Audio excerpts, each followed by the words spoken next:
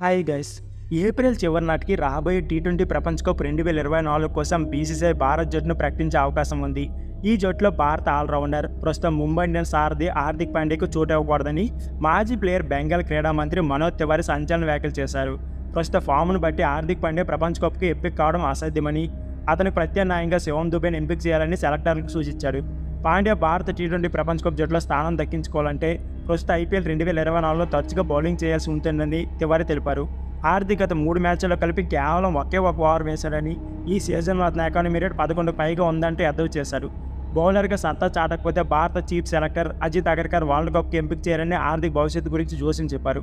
అతనికి ప్రత్యామ్నాయంగా ఆల్రౌండర్ శివం దుబేని తీసుకోవాలని తివారీ పేర్కొన్నారు.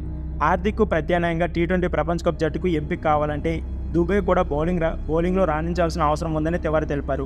బ్యాటింగ్లో మెరిసినంత మాత్రాన చోటు దక్కదని అన్నారు. అదే సమయంలో చెన్నై సూపర్ కింగ్స్ యాజమాన్యాన్ని క్రీడా మంత్రి విమర్శించాడు.